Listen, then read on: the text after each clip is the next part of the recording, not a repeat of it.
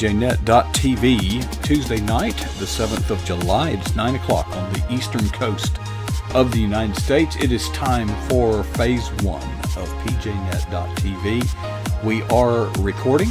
We are streaming on 9 platforms, bumpers running, chat room waiting.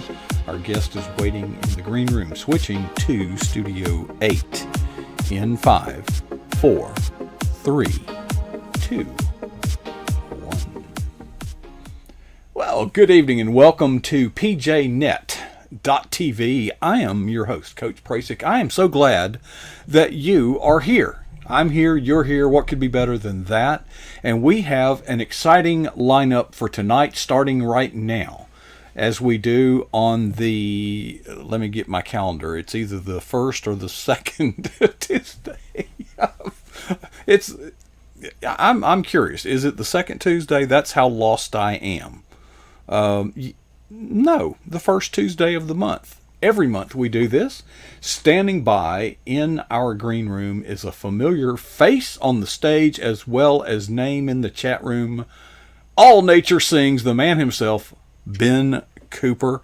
And Ben always has a background of some type. And today I see what appears to be a deer and a doe and a little fawn. But that's not the subject matter of what God has put on your mind tonight. No, it's not. So tell us your story. Before I even get into the story, I want to thank you, Coach, and thank Sunbelt girl, Barbara, for making that connection. The videos are not available quite yet from the TV station in Harrisburg, but that went well. It went fast. I appreciate your 20 minutes whenever you have an interview that only lasts 3.5 minutes. Yeah, you can talk really, a little more Southern, you know. Yeah, you gotta, add syllables to every word. Yeah. Yep. But I'll post that in my Facebook page whenever it comes available. And when you're working with a news TV station that's also a news station, they might preempt you with something a little bit more. So whoever does all the background work of posting those, it's not quite up yet on the Good Day PA channel 27 Harrisburg. So that was a fun opportunity, but it's also building platform. And the reason I want to thank you and Barb is because neither of you have written a book. Mm-hmm. You're helping us and helping me and others in here build platform. Not just what you do here, but you're thinking outside of PJNet, and I appreciate that. So, well, thank you, Ben. And by the way, side note, detour. Sirius Writer had a survey that they did saying what's holding you back as an author. The number one far and above, 72% said platform. The nearest thing, which I don't even remember what came in second, was down in the 30-somethings. So platform is the most, it's important. Yeah, and Cal was on last night giving an update of the industry. It looked grim because of still COVID things. And he said he's not taking any new clients and he's not really pitching much because some of the publishing company staff aren't even fully back to work yet. So it's slow. So what can you do when you're not out there pitching to an agent or to a publisher? That's write and build platforms. So, well, I think if you're not doing the key to, I'm sorry, Ben. I think the key to success in any situation is to bloom where you're planted. What can you do with what you have? Oh, where would you come up with a thought like that? Did I tee that up? You did up well. I posted a picture probably 2 weeks ago because, and Coach, you can pull that up and I can talk about that. But I walk up and down from my house to my barn every day, multiple times a day. If you get to be my age, you're working in a barn and you walk halfway up and you think, what was it that I needed. So you got to go back down to figure out what you needed to go get from my workshop in the house. And but there was this little plant. I thought it was a weed. It was growing in this apple tree. That's a yellow delicious apple tree. That branch was broken off and laying in the roadway to get to my barn 31 years ago when I moved here. So one of the first things I had to do was cut that up with a chainsaw, the branch that was laying down, and it has rotted. Someone told me I think every storm, more branches fall down, but that tree will probably still outlive me, but I'm not sure. But I thought there was this weed, so I just reached in it, and the bottom of it is just dead, decaying, very high organic material, That's pieces a of real wood that's nice almost mulch engine there. right and protected, so to speak. And I think I'm going to pull this weed up out of there because any plant can be a weed if it's out of place. So that plant was Exactly. out of place. I pulled it up, and there was a half of a walnut attached to a very detailed root structure, and none of the roots were broken because it was like loose topsoil that this was growing in. So I scratched my head, and the only way I can figure, unless somebody's playing a trick on me, and we do have a lot of gray squirrels here, that a gray squirrel had grabbed that walnut and buried it Hmm. in the center of this tree, and spring came and the thing sprouted. And so I quickly got a pot, got better potting soil, topsoil, put it in that 1 gallon container, and left it in the tree where it's growing. It only had one compound leaf or two coming out of it. Now it's starting to spread a lot more. But I thought, you know what a lesson you can learn from that. And there's multiple lessons. But I want to kind of digress and go back that you're used to me talking about animals, but half of my curriculum at Penn State was plants. So I chose a plant and animal curriculum for ag science, which helped me in my career working for Maryland Department of Ag and working on farms. One of the, just like you said about platform being the number one thing, most of the time people would come in and they would have a plant in their hand and they'd say, "Can you identify this?" They never came in and said, "Can you identify this?" And it was a cow or a sheep or a pig. That's pretty obvious. It's a But weed. It's a weed. That's what. they would come in with all kinds of plants, and supposedly whether that was part of my job or not, which it technically wasn't, but that's an extension agent. But you know what? I had to learn and know how to take care of and get rid of plants that were unwanted. And so that walnut tree, even though it was in the wrong place, could still be considered a weed. But I was fascinated of the almost near perfection. Usually when you pull a weed out, you break some of the roots off. Hmm. And that root system was just perfectly in shape. And, I kind of thought to myself, bloom where you're planted, that old apple tree is going to die someday. And I've got now a replacement to take right over, right at the corner at the edge of that is a dog box that it's not being occupied right now, but my dog has another area that he's in. But nice shade, great place for a dog box underneath there, and there you go. And the tree's actually hiding where the other dog box is and the kennel is now. But I really thought that, you know what, maybe in the next 10, 15 years, the windstorm's going to blow that tree down, and I'm going to need to maybe want to replace it. And so there it is. There's the walnut tree to replace that. But I got to thinking even more today of, and Coach, you and I talked about this. I know that I lived in at least 4 different zip codes. The people, especially that are in the military, move around, and I get to this point of where is what's my zip code? I'm filling out a letter, write my zip code down, and sometimes I flash back to something 20, 30, 40 years ago. Oh, that's whenever I was at Penn State, or that's where I grew up, or that was when I lived in Maryland, and I thought about that. In order to be someone like yourself that's lived in the same general area, you probably are well rooted, meaning a big tap root Mm-hmm. that might go further down into the ground than some people that have to move every 5 years or 6 years or 2 years or whatever. Yeah, well, Um, I would be, but the rent keeps coming due. You know? yeah. Um, but it's not the tap root that gives the nutrients to the plant. It's those new, fresh, young, what we call root hairs. Mm-hmm. And so sometimes, well, I'm not going to be in this place. For example, I did a college internship in Arkansas and I was only there for 4 months. But you can lay some roots down in 4 months' time.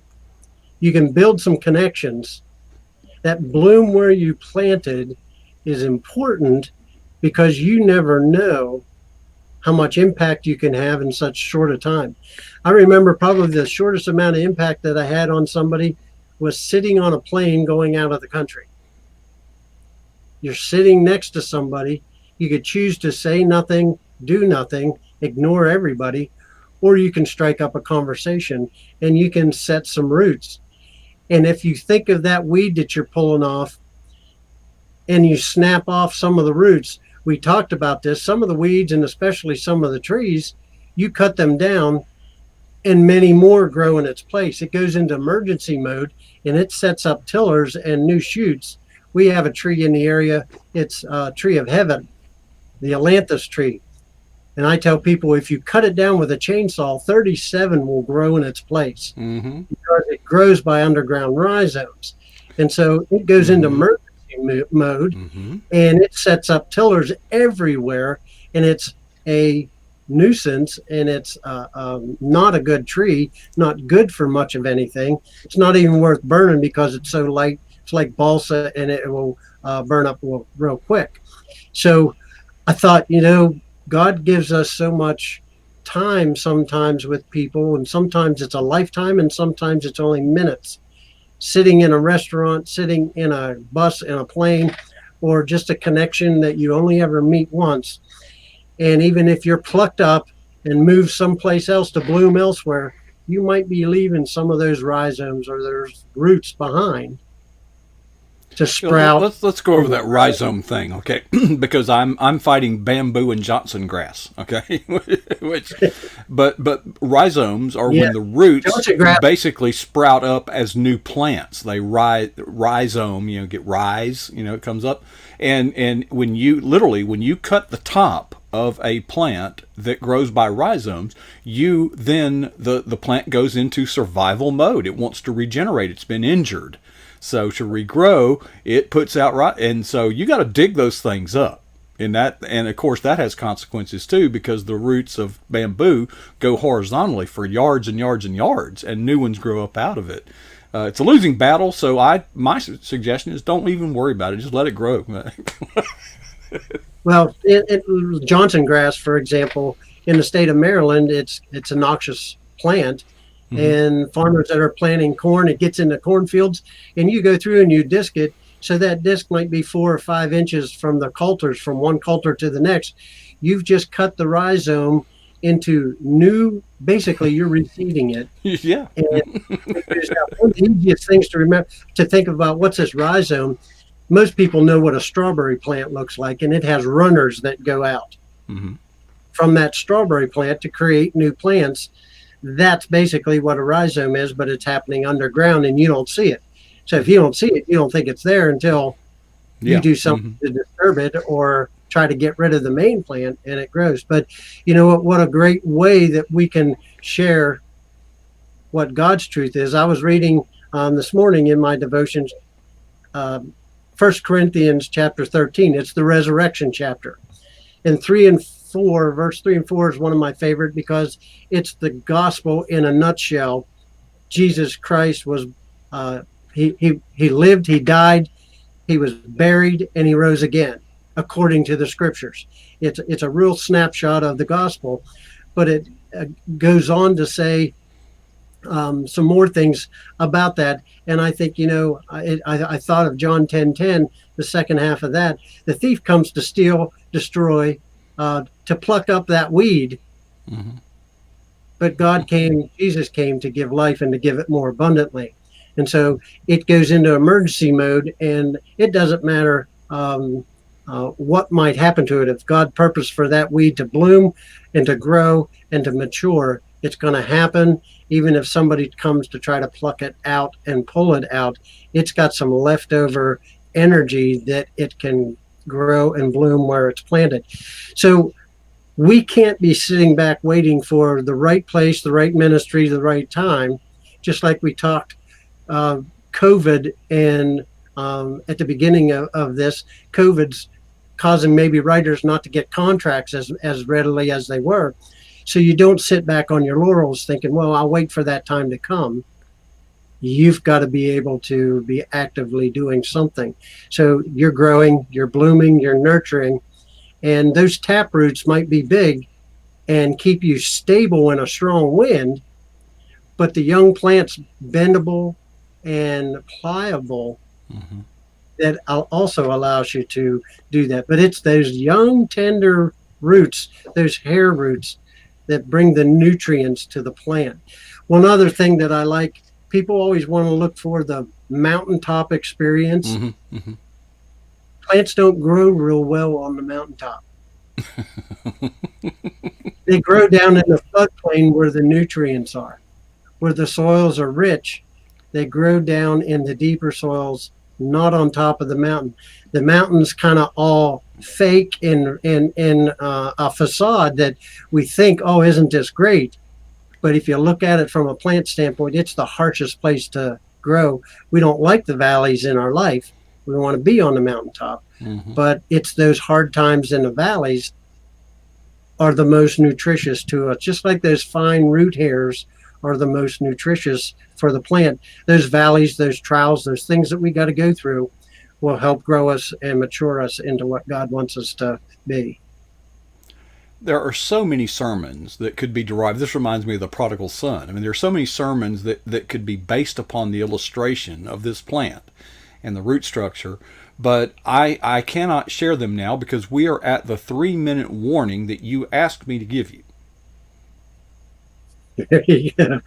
Um, yeah, at the 3 minutes, I'm Coach and I talked about this last week, and I have a challenge for people, and it's okay. We need to build platform. We need to improve our visual face on the internet out there, just like PJNet. So I have a couple things.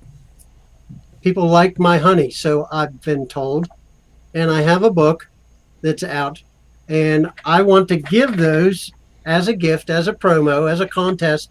But you got to follow these instructions. You got to go onto my Facebook page, and I want you to put in that you show that you shared this video so that that information is getting out. Now, will this be on your personal page or on your author page or both? It's probably going to be on both, either one, but I'll put it on both. Okay. But in a 24-hour period, Coach is going to be posting basically this video, and after that's posted, even if you're not watching this live, you're able to get on, watch it, and hear the last 3 minutes and see this is what you need to do. And I want you to just put a simple phrase in there that's going to be key. That just put in "God bless America."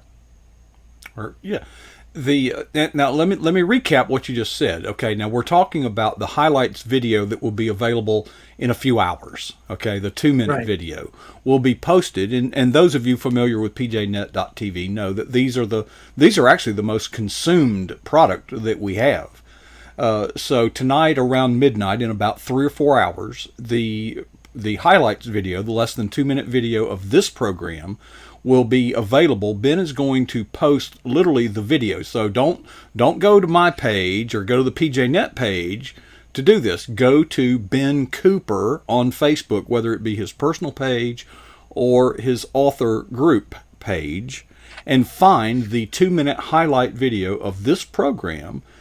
share it, and then add a comment to and these. Now, is this a contest where your name goes in a hat and you're going to draw a certain number of them, or how's that going to work? I'm going to draw a number, and to give people a chance to watch the video, I think if you want to be here, I'll post the winner Friday night when Steve takes over PJNet. Yeah, I'll let people know. So you got enough time by the end of the week, 10 o'clock Eastern time, before Steve goes on. You'll know if you want a book and a jar of honey, and I'll send that to anywhere in the continental United States. I'm not going to send it off somewhere. Not to Alaska or Hawaii, but the contiguous 48. Not Puerto Rico, the Virgin Islands, or the. So I just wanted to do something fun to give back, but also to help support PJNet. Also, put the brand down. Part of it's me for my book as well, but just trying something new, Coach. And the book being All Nature Sings. Is that the book? Yeah. We've talked a lot about it, folks. Here's your chance to get your copy of All Nature Sings on Ben. He'll pay the freight as long as you're in the lower 48. Well, Ben, really, I wish we had more time. Your illustration of the roots will be on my mind for days to come.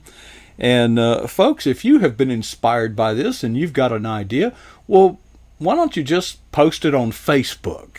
You saw Ben, because I got a bunch of them, but we're out of time, so I'll just have to save it at that. Ben, it's always a pleasure. Thanks for the work, your faithfulness. You're a real team player, and thank you for that. But thank you for your ministry, and thank you for sharing the word that all nature does, in fact, sing and exalt the glory of its creator, God. That's great. Ben, always a pleasure. See you in the chat room. All right. All right. Thank you. Folks, there it was. Ben Cooper, the first Tuesday of every month. But we're not going to stop there. As good as that was, we're going to try to do even more. I didn't say better. I just said more. It's going to be Del Didway is on his way. He'll be here at the bottom of the hour. And I've got a lot of work to do between now and then. But I will leave you with 2 questions to consider. Number 1. What is the boldest thing you've ever done for Jesus Christ ever in your life? Number 2. How long ago was it? Folks, if we're going to put down those roots and if we're going to grow and we're going to serve in the kingdom and carry out the Great Commission, the challenge would therefore be to never be satisfied with either answer.